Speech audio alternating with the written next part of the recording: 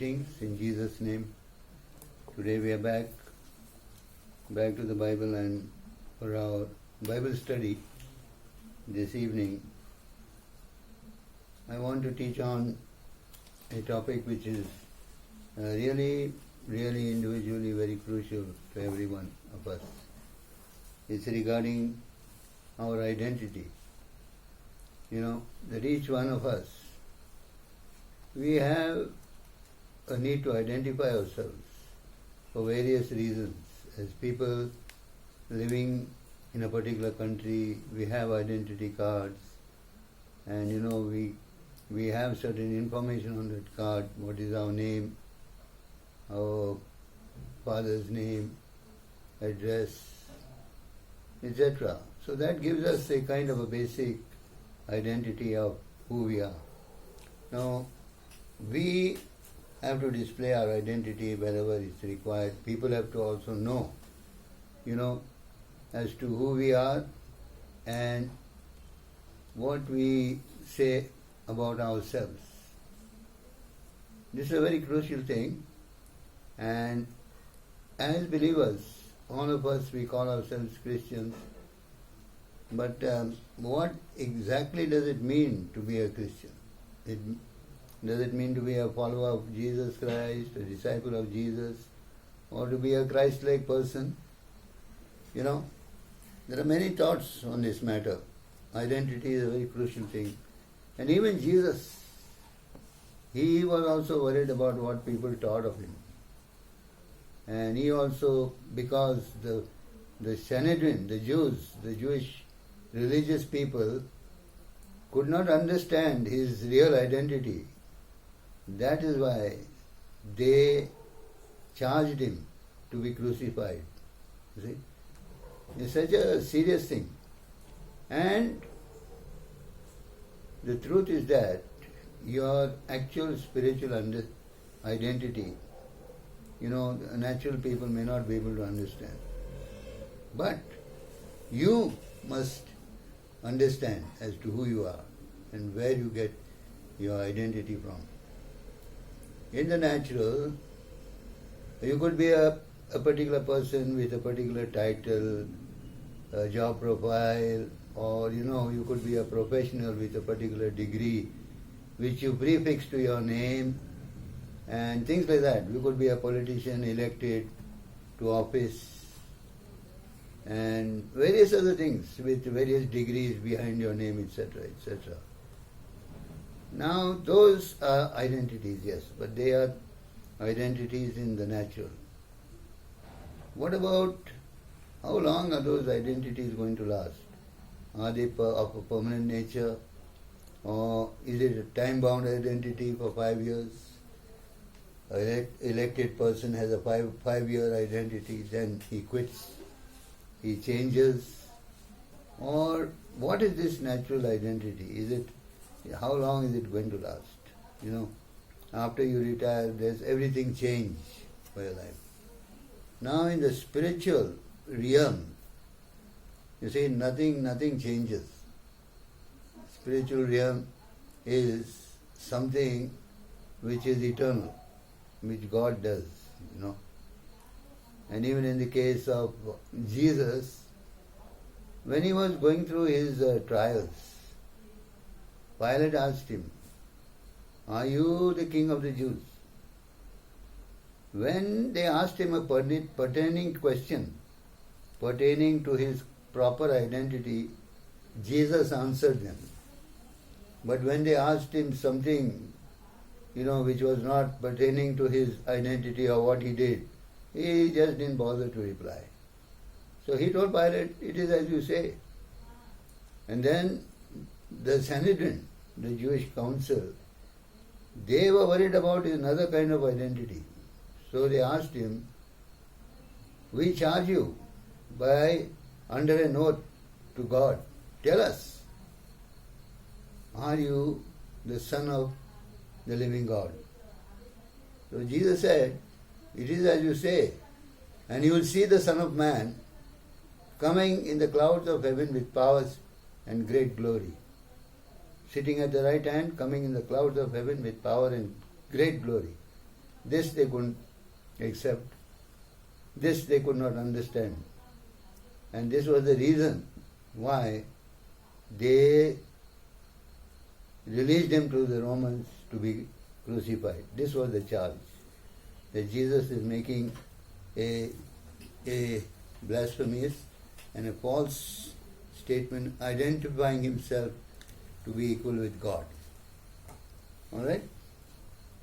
Now,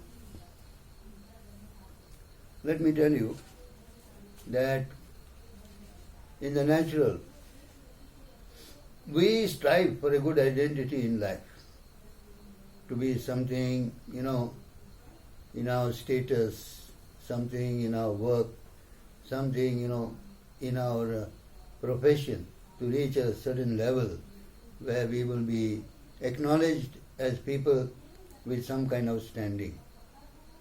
So we strive for that. And if you think of it, that identity is a very, very limited one, And when we look into the scriptures and see what God has done for us, this thing in the natural is just nothing compared to what God has done for us and who we are in Christ.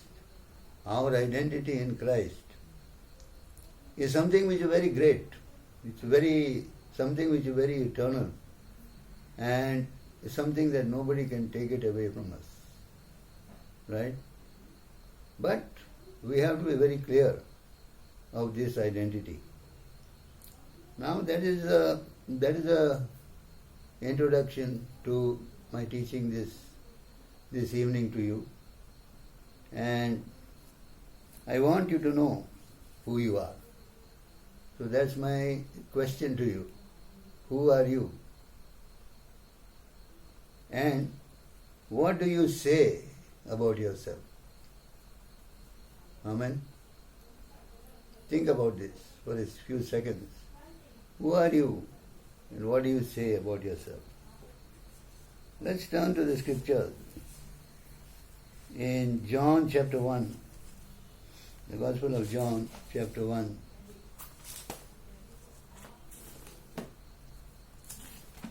and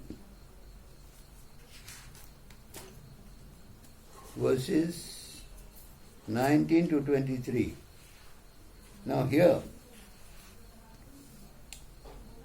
he's talking about John the Baptist in these verses. Alright? So this is the testimony of John the Baptist. This is what it says. Now this is the testimony of John. When the Jews sent priests and Levites from Jerusalem to ask him, "Who are you?" You see? The priests sent people to John to ask him, "Who are you?" He confessed. Now this is what John said. He confessed and did not deny, but confessed, "I am not the Christ." You see, at that time, everyone was believing for and waiting for the Messiah to come. We know that John the Baptist is a forerunner. But what did he say? He said, "I am not the Christ." Then they asked him, "What then? Are you Elijah?" He said, "No, I am not." "Are you the prophet?" And he answered, "No." Then they said to him, "Who are you?" "That we may give an answer to those who sent me. What do you say about yourself?" Right? These people, John the Baptist is doing something in the wilderness.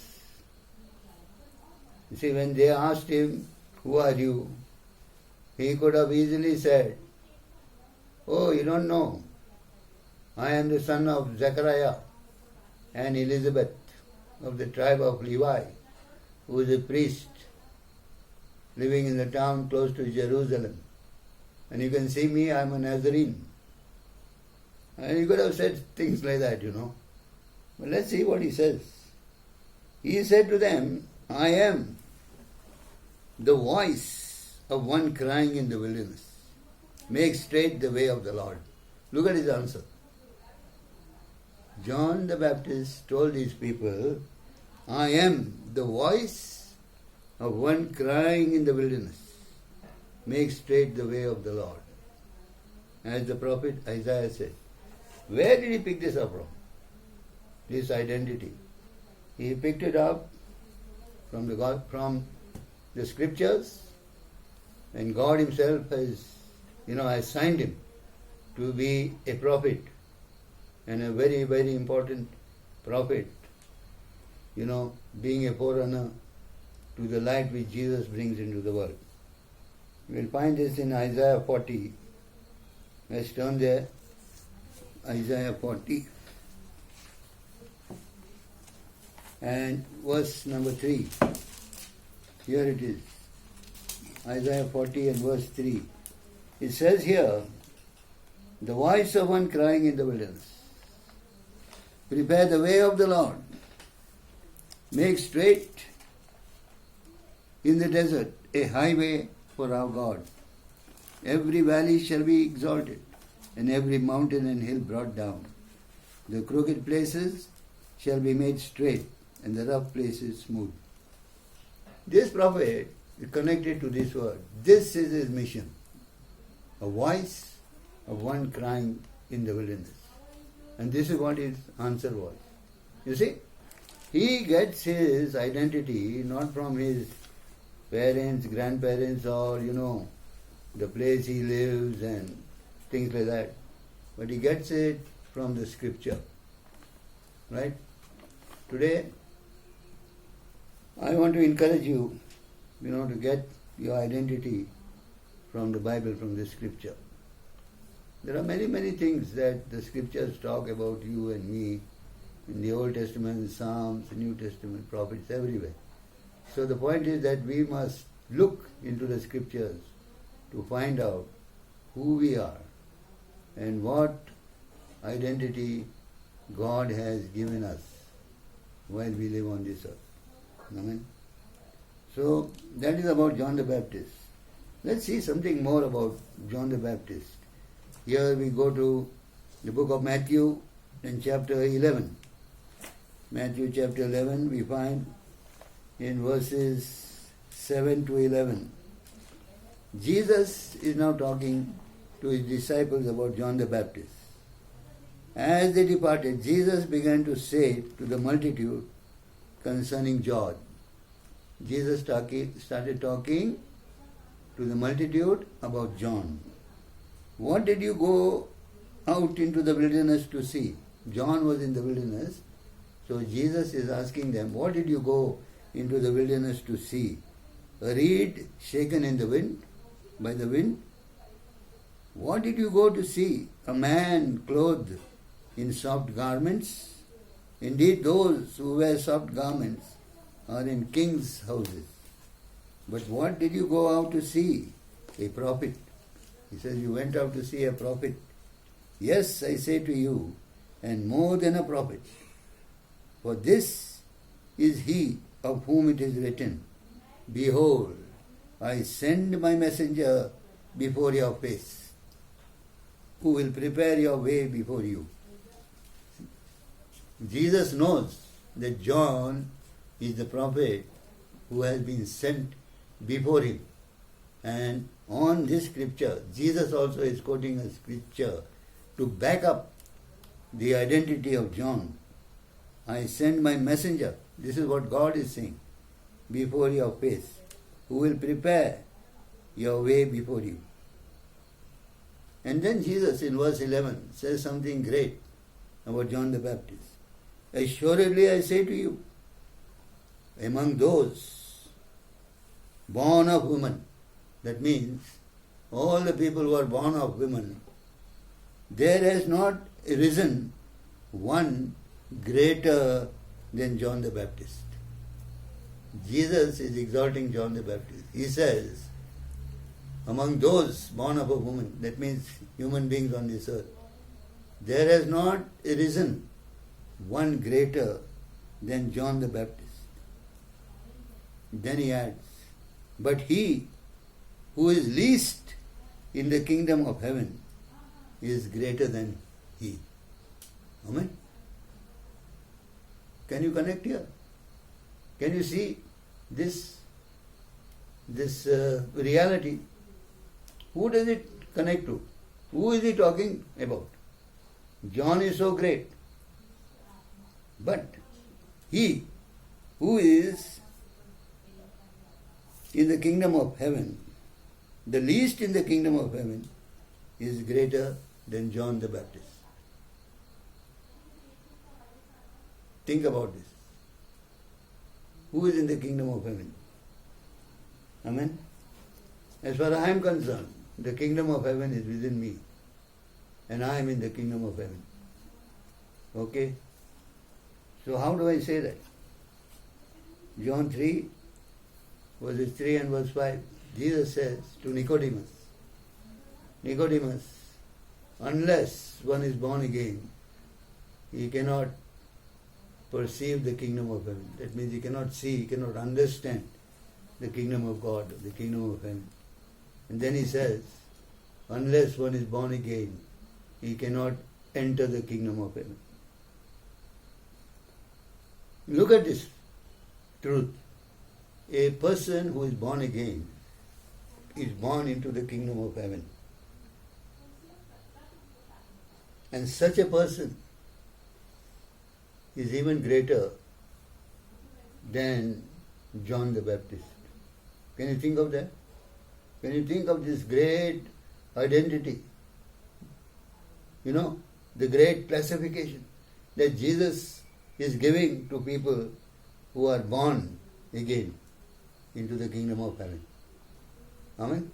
So this is the first nugget that I want you to pick up in respect of your identity, in case you are born again.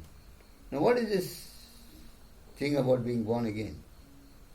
Here we find, in 1 Peter chapter 1, verse 22 to 25, it says that 1 Peter chapter 1, verse 22 to 25, it explains clearly why I am going to 1 Peter is because this is not a gospel teaching, but this is an epistle teaching. A teaching from 1 Peter chapter 1 and verses 22, 23, 21, 25. We'll go through that and we'll see. So he says, since you have purified your souls in obeying the truth. He's talking about the gospel. When the gospel is preached, you have obeyed the truth. Then you have purified your souls. Your souls are pure. Okay? You have purified your souls through the Spirit in sincere love of the brethren. Next thing that happens is you start loving the brethren. Love one another fervently with a pure heart. Why? Having been born again. Peter is talking. See, you have been born again. Having been born again, not of corruptible seed, but incorruptible, through the word of God, which lives and abides forever. Amen? People are born of the corruptible seed, including John the Baptist, born of the corruptible seed. But there are people who are born again of the incorruptible seed. Alright? The incorruptible seed. Those are the people that we need to identify with. Because, he says in verse 24, all flesh is as grass, and the glory of man as the flower of grass. The grass withers, and the flower falls away. Even though John the Baptist is the great and the greatest of the prophets, he is connected to this verse because he is not born again. He can't be born again because in order to be born again, the Messiah has to die and rise so that we can receive the seed and identify with his death, burial, resurrection. Verse 25, the last part says, but the word of the Lord endures forever. God's word endures forever. Amen. It is the eternal word. Now, this is the word by which the gospel was preached to you. So this enduring word, this incorruptible seed is the gospel which has been preached to you. You see? All the prophets, all the Old Testament saints, they are great, sent by God, but the least in the kingdom of heaven, the kingdom of God, is greater than them. Those are people who are born again. Okay? I think last time we took or time before last, we took a teaching on being born again. So that is a very, very important teaching for you to examine yourself that you are really born of the Spirit and born again into the kingdom of God. See what a great anointing, a great classification is given to you and me because we are born again into the kingdom of God. Amen. Jesus started his preaching by saying the kingdom of God is at hand. So that was the gospel. Repent and believe. Amen. Okay. So all of us, every one of us, we have a natural identity. If you ask me who am I can tell you. I am a son of so-and-so, and I belong to so-and-so place. I am a whatever, I am a retired Air Force person, and things like that. I can tell you. I can tell you a few things about my identity in the natural. All right? But there is something greater than that, starting with who you are, being born again, being in a different category completely from everybody and everything else. Amen? Very, very important for you and me and anyone hearing this message or not hearing this teaching. Very, very important for you to first enter into your identity through this truth of being born again into the kingdom of God. Now, in John chapter 1 verse 1, the word says, in the beginning was the Word. Amen. The Word was God. Look at it. The beginning was the Word was God, the Word was with God. He was with God from the beginning. Now this is the same word that was preached to us in the gospel, okay? So this is what we received. He was with God from the beginning. Then it goes on to say, all things were made through Him. Without Him, there is nothing which is made that was made. Amen? I am not quoting all the scriptures, but relevant ones. In Him was life. Okay? The Word became flesh and dwelt amongst us. In Him was life. And that life was the light of men. His life was light. The light shines in the darkness, but the darkness cannot comprehend it. Which means to say, the darkness cannot understand it, cannot receive it, doesn't want to accept it. You see, the Jews killed Jesus because they didn't accept that light. They didn't want to understand it. They didn't comprehend it. Amen. He was in the world. And though the world was made through Him, the world did not know Him. He came to His own, but His own received Him not. But whosoever received Him, to them He gave the power to become sons of God, children of God. Sons, born not of the flesh or of the husband's will or of the blood, but born of God. Here, when you receive this word, or Jesus Christ, who is the light, when you receive Him and believe on Him, all your natural heritage is cut off. You are not born of the flesh or of the blood or of the husband's will. Not born of that. You are born of God. Your relationship with God is established. Amen? That is the second thing you must understand. Okay? And now there is the natural and there is the spiritual. Right? Your identity in the natural is very, very limited. But your identity in the spiritual is just unlimited. Right? Born again into the kingdom, considered even greater than John the Baptist, born through the incorruptible seed, believed on the Lord Jesus Christ, and became a child of God, not born of the will of the flesh or of the blood or of the husband's will. Clearly it says, but born of God. Relationship is established. And we are connected to God as our Father. Amen? That's one second identity that we need to have. That we are born of God. When Jesus was on this earth and teaching and ministering along with His disciples, He took them to a place by the side of the mountains and He asked them pertinent questions, two questions, important questions, pertaining to His own life. One, who do men say that I am? He asked them, who do men say that I am? Tell me. So they said, some say you are Elijah, some say you are the prophet. He said, okay.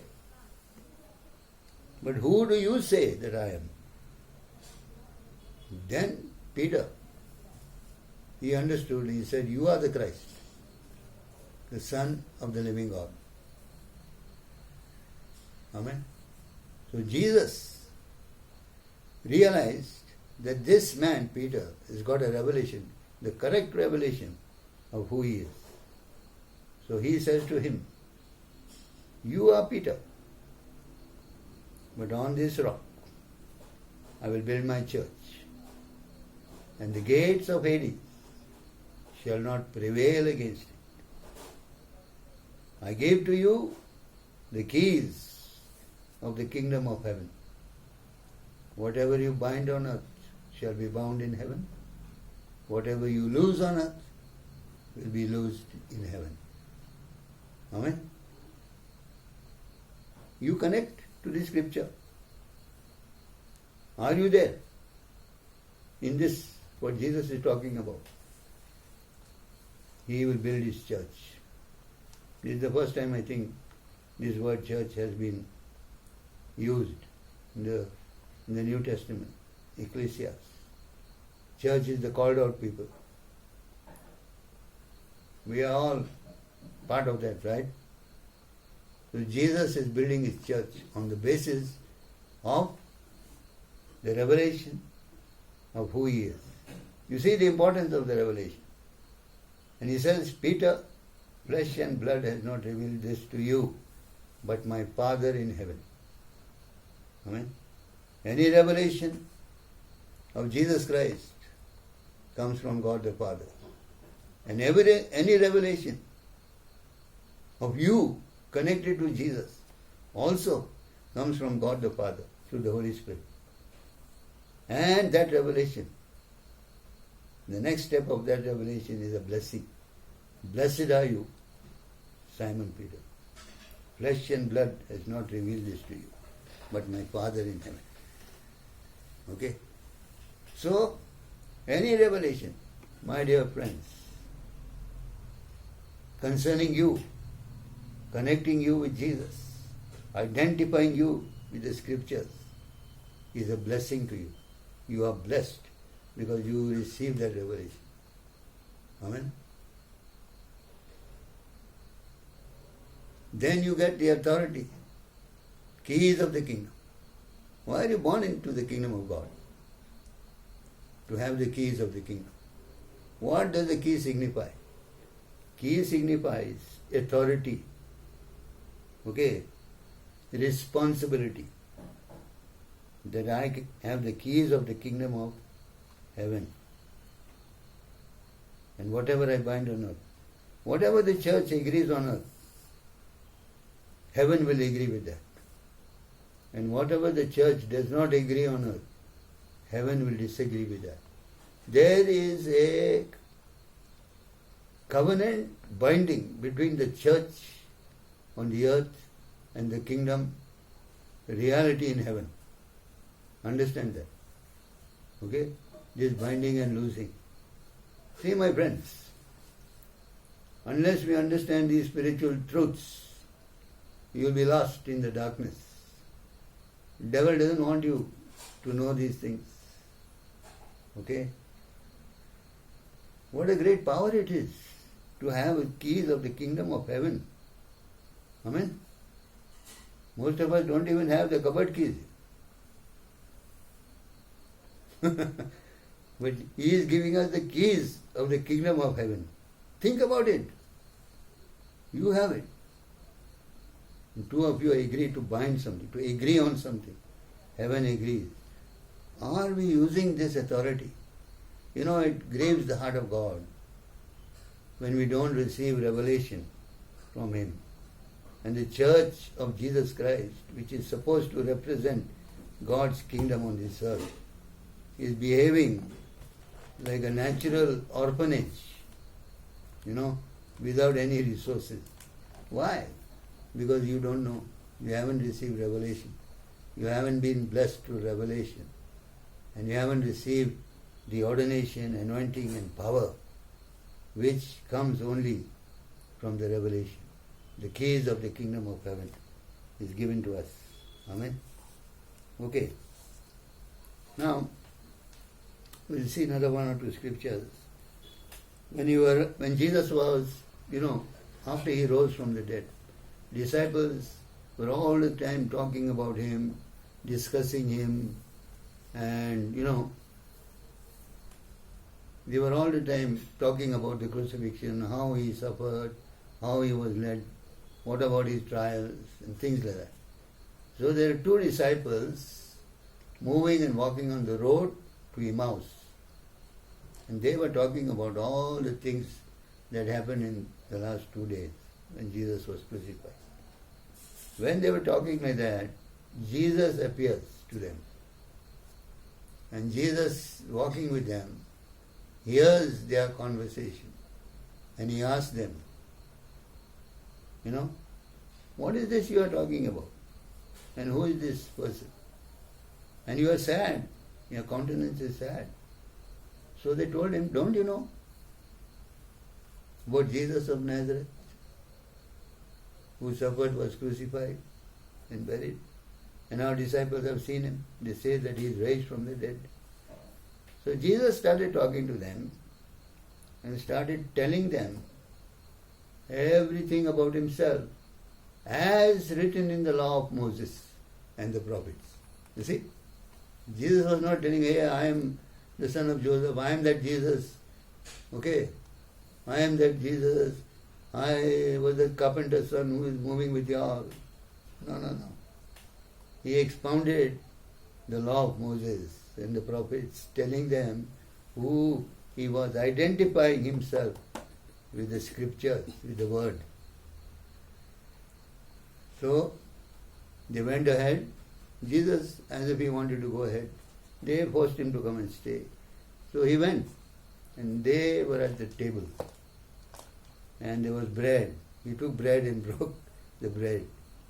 Then their eyes were opened, and they remembered Jesus of Nazareth. He disappeared from their sight. So, you see, everything about Jesus was in the scriptures. It's not just the 2 days of crucifixion. It is a big, long story. Okay? He was in the beginning with God, and all things were made through Him. So He tells these people about Himself through the scriptures. Now when Paul was on the Damascus road, he was persecuting the church. His job was to persecute the church, to put them in jail, take orders from the high priest. So he was on one of his missions around Damascus. And then a great light shone upon him. And Paul asked this question. What did Paul ask? Who are you, Lord? Paul asked that light, who are you, Lord? And Jesus answered, I am Jesus Christ of Nazareth, whom you are persecuting. You see? Jesus didn't say that he will build his church for just like that. He is here identifying himself with the persecuted church.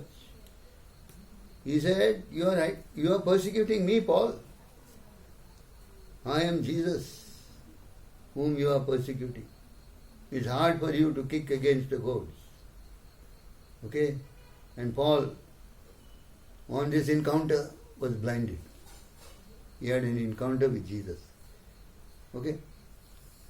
Many times it is required for us to have this encounter so that we have a revelation of who Jesus is and be born again through the gospel. It is a kind of an encounter with Jesus Christ. Alright? When we present clearly the truth of Jesus' death, burial and resurrection. It is like, encountering with Jesus, the power encounter with Jesus Christ, like Paul had. Alright?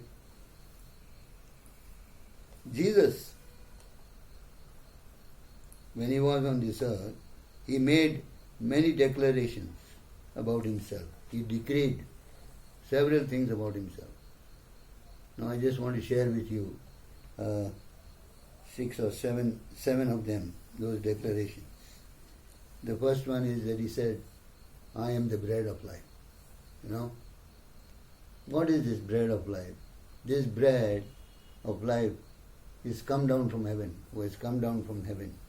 Bread sustains life. Alright? So he is life, and he is also the bread of life. Okay? And he said that my flesh is bread indeed, food indeed. My blood is drink indeed. Alright? Here he is not meaning that. But what he is saying is that I have come down to sustain life on the earth. I am the bread of life. Here we are going through certain sayings of Jesus which we need to understand, to identify ourselves properly with Jesus Christ. The second thing that Jesus said is, I am the light of this world. Okay? Jesus, in him was life. His life was the light. Nobody can put out that light. Alright? Wherever he went, he brought light in the spirit. He is the light of this darkness. I am the light of this world. Alright? The third thing he said is, I am the door of the sheep. Anyone who comes outside of me is a thief who comes to kill, steal and destroy. But I am the door. All those who come through me enter into the sheepfold. The door of the sheep. If you look at this door and you look what is behind this door, it is a place of green pastures and still waters. Amen? So he is the door through which we enter into the life of green pastures and still waters. Now is the time for us to understand this truth, that he is a sheep, he is a shepherd, we are the sheep. The sheep hears his voice. He knows us and we follow him. Alright? So he is leading us into these green pastures. Once we get connected to Jesus and he is leading us, we deny ourselves to follow him. We move into the life of blessing, prosperity and abundance. Those are the green pastures. You need to have a revelation of this. It's very important. Otherwise the door will just remain closed to you. These are things that you need to meditate and understand. And thank God that you are entering into this revelation, because God is revealing these things to you. Why is He doing that? Blessed are you, to bless you. Okay? So that you enter these blessings. There are many blessings which believers, born again believers, are forsaking because of lack of knowledge. My people are destroyed because of lack of knowledge. Okay? The door of the sheep, the good shepherd. I am the good shepherd. That means He is going to take care of us. His rod and staff comforts us. In contrast, the thief comes to kill, to steal and destroy. Who is that thief? The devil. Alright? And he is looking after us as the good shepherd. Okay? He is the good shepherd. Then Jesus says He is the resurrection and the life. Very, very important scripture. Resurrection and the life. That is a new life after being resurrected. The eternal life. The firstborn from the dead. I am the resurrection and the life.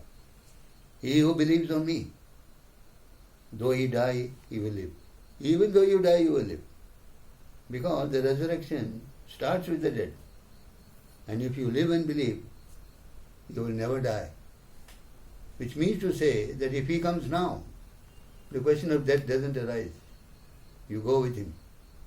You are passed from life, from death to life. If you live and believe, you will never die. So death is no longer an issue. Think of that. Amen? Because He is the resurrection and the life. Meditate on this. You will be blessed. Then, we have a destiny. We have to go somewhere. We have a life after death. We are not people who are ignorant of that. Okay? Where are we going? We are going to the place in which Jesus said, I am the way, I am the truth, and I am the life. Okay? He is the way to that place. If we follow Him, we will reach that place. No one comes to the Father but by me. God is your Father. You saw in John 1, He has a place for you. How do we reach that place? Jesus is the way. He is the truth. Just listen to Him. Truth is not a letter or some kind of a degree. Truth is the person of Jesus. He is the truth. And He sets us free when we come to know Him. The truth, and I am the life. He is the life. Because He lives, we live. And because He has life and given us life, we have life in us. Okay? No one comes to the Father but through me. He is the way to the life. Then the final seventh one is, I am the vine and you are the branch. Just think of this. He is the vine. We are connected to Him as a vine. Okay? And we get our source of life because we are connected to Him. How are we connected to Jesus? The Bible tells us, teaches us, those who are joined to the Lord are one spirit with Him. And we become bone of His bone, flesh of His flesh. Christ in us is the hope of glory. Jesus Christ dwells in our heart. Think of this. Very, very deep thing, but it is an absolute truth. Amen? That we are in Him and He is in us. I in them and they in us. So that we are one. Amen? We are one spirit with Jesus Christ. Alright? So this truth you should never forget. Meditate on these things. There are many, many things for you to meditate on and to know who you really are in Jesus. Okay?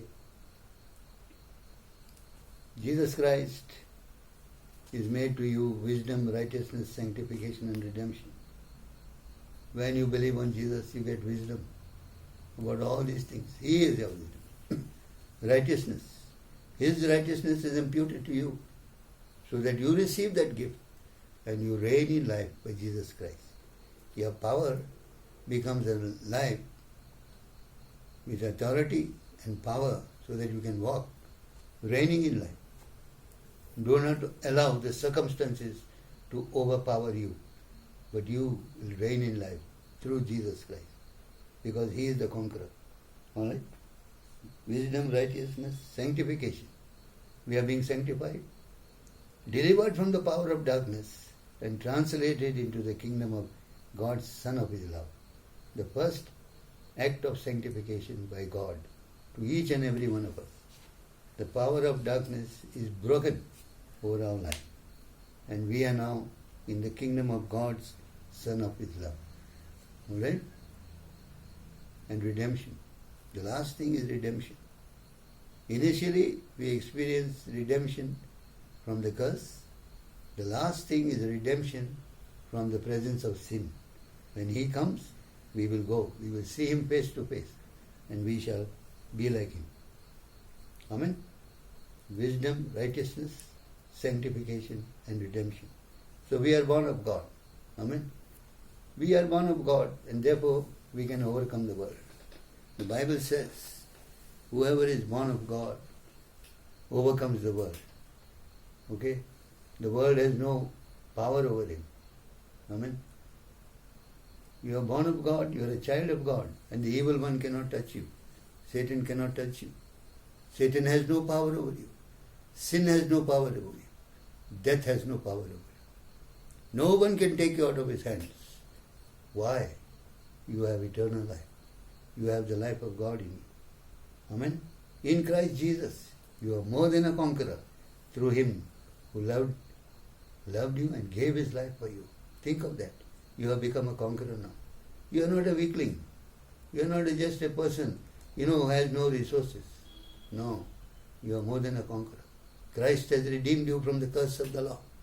There might have been hardship and curses over your life earlier, but you have been redeemed, and you've been set forth on the earth under the mandate of the first Adam, in the last Adam, Jesus Christ, to be fruitful, to multiply, replenish the earth, subdue it, and have dominion.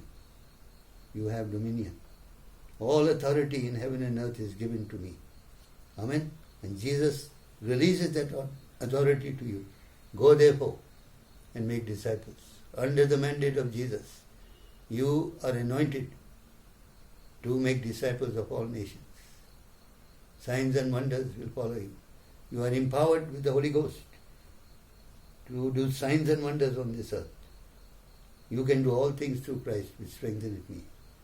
God did not spare His Son, but delivered Him up for us. Along with Him, He has freely given us all things. Are we lacking in anything? Amen. Who are we serving? Amen. Are we lacking in anything? The Bible says God has given us everything pertaining unto life and godliness. For every kind of problem in your life, for every need in your life, there are enough scriptures. Okay? Finances. My God supplies all your needs. I want to tell you that. According to His riches in glory by Christ Jesus. Not according to the taxes collected from human beings. His riches in glory are tremendous, tremendous. So according to His riches in glory, He supplies all your needs. Look unto God. Put your faith in these scriptures. Okay?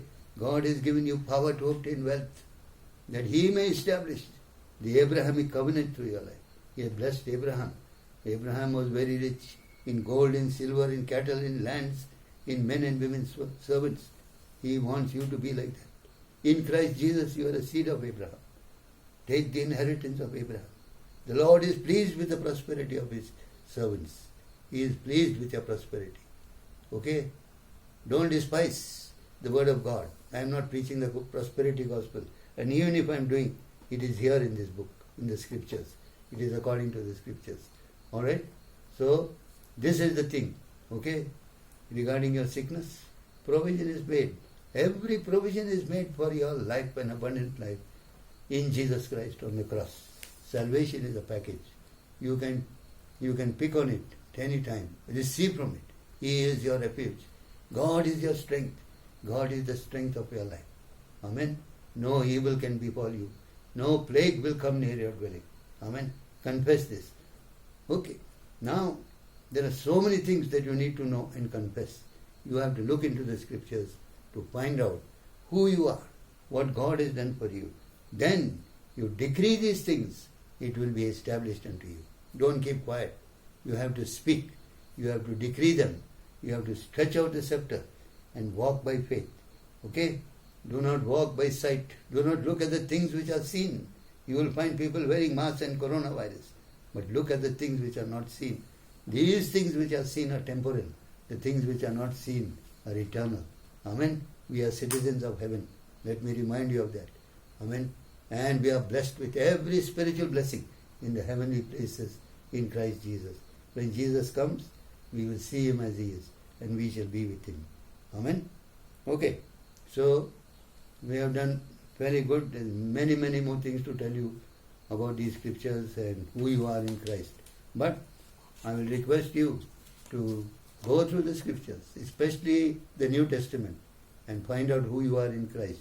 Receive that, decree it and declare it, so that when you speak these words are spirit and life. A born-again believer, preaching, speaking, decreeing something, those things will be established unto you. Remember that your words are powerful now, because you are a spirit being. Don't talk some rubbish about yourself. God has placed you high upon a pedestal in the heavenly places with Jesus Christ. God has chosen you before the foundation of the world in Christ Jesus. Amen. Live a life worthy of these thoughts. Amen.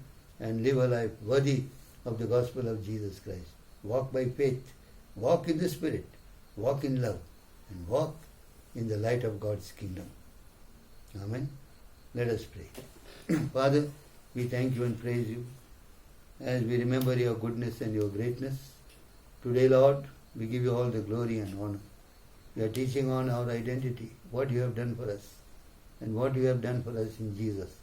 We are thankful for everything, for giving us life, for choosing us before the foundation of the world, for placing a destiny within us, each one of us.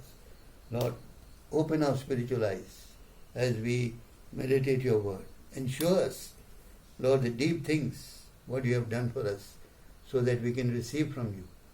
Holy Spirit, you be with us and bless us. Help us to walk in dominion on this earth. Thank you, Father, that no evil will befall us. No plague will come near our dwelling. We proclaim your word. We decree that Jesus Christ is Lord over us. And we thank you and praise you that we are joined to Jesus and we are one spirit with him. God bless you and keep you. May the grace of our Lord Jesus Christ be with you all. Amen. Amen.